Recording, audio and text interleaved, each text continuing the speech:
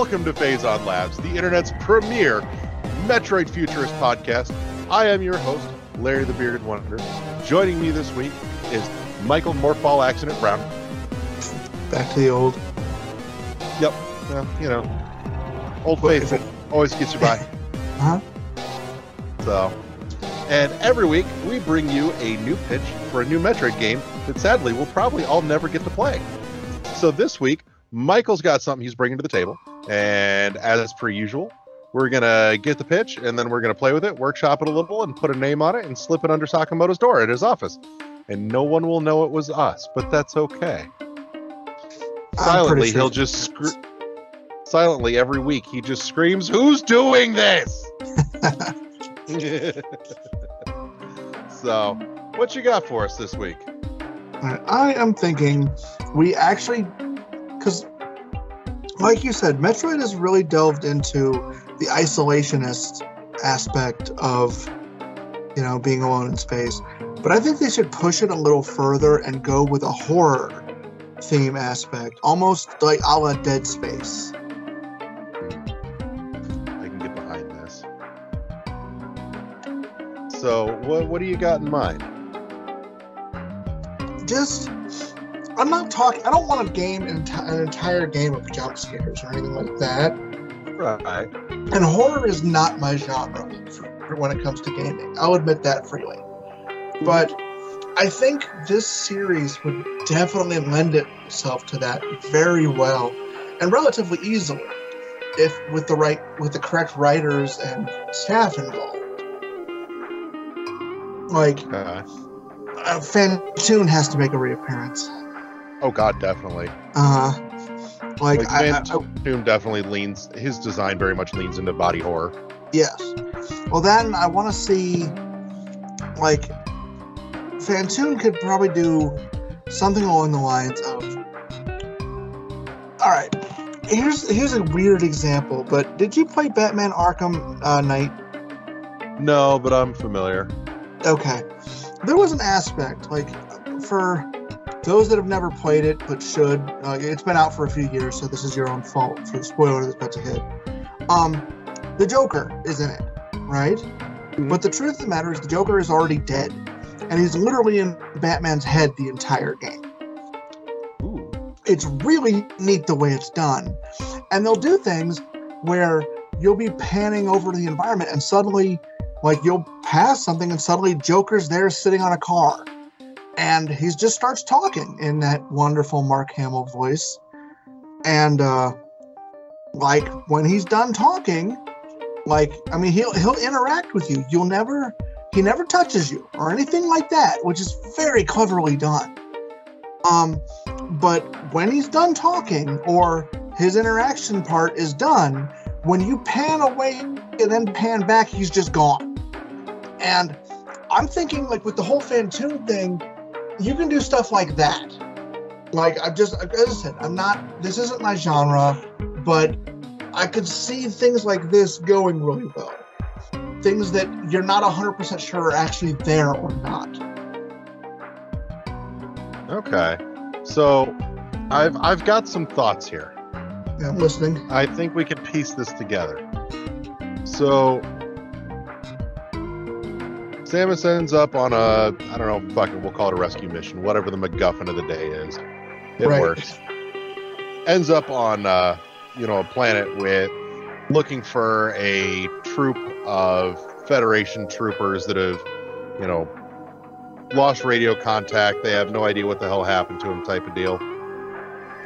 And starts exploring the planet, and weird shit starts happening. As it turns out, said planet is got something in the atmosphere that is tripping visions and messing with the fear and sanity centers of the brain. So, there are some awful things actually there, but when you get to say the bigger boss fights, they're all full-blown hallucinations in her mind, and you can dig into the more body horror centric bosses throughout the series, because they're all ones that are pulling from her memory, all the things and creatures and bosses that she's, feared the most or are the most horrific, like Phantom, like Nightmare would be a good one to mix in there. Yeah. And I think too, we're gonna go with a no death mechanic here. So we're gonna wipe out the ability to actually die, because this planet is feeding on her fear. And Well, I like it. yeah. And so anytime you would have ended up dead or, taking a fatal hit, instead of dying, you're still going at bare minimal energy, but a piece of your equipment, an ability, something like that, starts taking damage and becomes less functional or less reliable as you go. And periodically, you might hit a room or a station or a workbench of some sort somewhere where you can repair that, but you can only repair one thing. And anytime the death save happens, it's random whatever it is that takes the functionality or effectiveness hit. Or what if, like, one of the things you can do is collect pieces of broken technology, and you can use those to repair your stuff. But the thing is, everything has to be used sparingly. Not only that, each workbench you come across only has certain tools. So not all the tools are there, which means you can't work on everything. Right. I was just going to say, my thought was that you essentially have to pick and choose which powers and abilities you get to restore back to full functionality, and which ones you feel like you can cope with being deficient going forward. Like, you still have them and they still work, but not well. Right. Like space jump, for example, every once in a while maybe it malfunctions, and so you hit the button to hit your next space jump, except it doesn't go off, and so you're sitting there trying to get it to go again. It does go off, but it shoots you the wrong direction. Ooh, there you go. I like that too. So, but that's kind of a fun idea to play with. I like that. Do you go side scroll, or do you go first person, or do you do a pulled back third person? I think we should do what Other M did.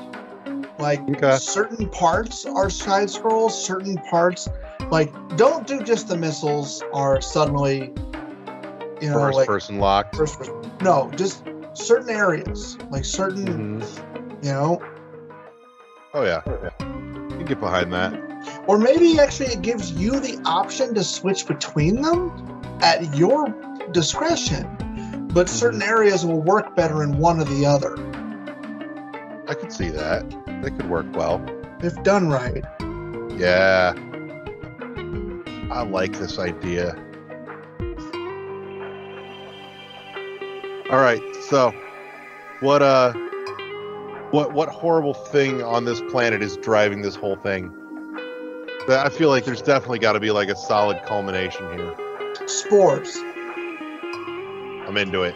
This entire thing is somehow related to the spore creature from Super Metroid, but Spore Spawn, yes. an unchecked version of it that has literally encompassed the entire planet. And the spores are so small they managed to get through her breathing apparatus. I'm here for that. Yeah. You know what? As a matter of fact, there we go. You've helped lock in this story here, and you've kind of driven the thematic of what's happening in the background and the world design for me here. I'm thinking it's a Federation research outpost that's geared specifically for botany, which explains why Spore Spawn was there in the first place. They transplanted a sample for study. You know what? Actually, I would like to see this have nothing to do with the Federation. But she goes in Or just firmly believing it's something Yeah. to do with them. So over and over, she's like, how does this fit in? This doesn't make sense. Mm-hmm. And like, ultimately, it's just Spore Spawn living another version of Spore Spawn living out on his own, living his best life. You know?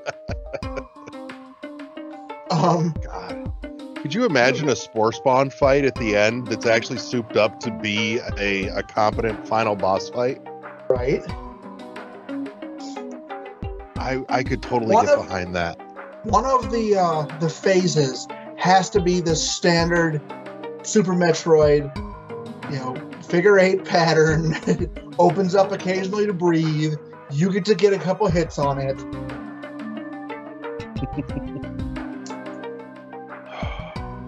I like this because, again, if you've got like a botany research station, a lot of the creatures and everything going around could be very plant-centric instead. Yeah. You can get away from the bugs and insects, creatures type deal. All right. And really lean into that thematic. I like this that also idea. kind of ties into another concept. I'm a huge Transformers fan. The comics, the comics are one of the greatest stories I've ever read of anything. The Transformers comics are one of the greatest stories I've ever read, period. Not just of Transformers. One of the things they did, though, several years ago, is they had what was called spotlight issues. Okay. And Cup's spotlight, you remember Cup from the from the animated movie? Yeah. His spotlight was one of the most interesting things. It was one of the first things I've ever seen within the continuity that basically said, this is something you've never seen before. And what it is Cup crash landed with Outback on a random planet, right? Yeah. And at this point, he's just trying to survive. Outback did not survive, but there is radiation on this planet that is driving him crazy. And so he's still carrying on full conversations with Outback, who half of his body is missing. And every night, after the sun goes down, the monsters show up, and they're these tentacle horror monstrosities, right? As the story progresses, you find out about the radiation and things like that, and you find out that these tentacle monstrosities are the rescue party they're sending to try and capture him, to try and collect him, and he's murdered every single one of them with Outback's left arm. It is one of, as I said, it is such an interesting story. The only way that they're finally able to get him is they send Trailbreaker in, who can force field the radiation away. It's, as I said, you really need to read these stories, man. I do. I know. I've got the first one trade back sitting on my shelf I need to finish. But I dig that a lot, actually. I kind of like the idea that Spore Spawn is back and he's actually pertinent instead of a skippable afterthought as he's become these days. Yeah.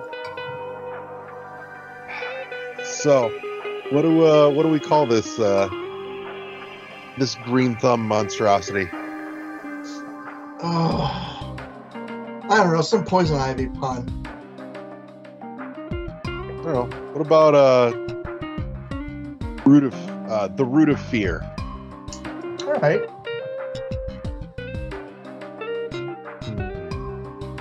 Get behind this. I'm gonna have dreams about this, and it's gonna make me happy inside. I feel like this might be one that maybe this could be the first one that we end up revisiting and fleshing out further. I could see that. 6 months down the road. I like the idea. I like the foundation of it. It's got solid roots. I like the idea of like plant, basically like memory almost of the Spore Spawn creating plant versions of many of the other bosses you've dealt with. Ooh. Yeah. Like, There we go. Imagine, a 2-story tall plant version of Kraid that is stuck in one room because obviously it's tentacles and he's rooted. Yeah. But, Mm-hmm. No, I like this a lot. I'm here for it. So, well, I think that that covers us for the week. So we'll get this in the manila envelope and slip it under the door, and we'll probably eventually get a restraining order placed on us for sneaking onto their property every week. So, but I want to say thank you to my friend Michael for coming and hanging out with me this week. Thank you to everybody that tuned in, and we're going to see you all next week right back here at Phazon Labs, powered by the World 1-1 Podcast Network. Press start to engage your mind.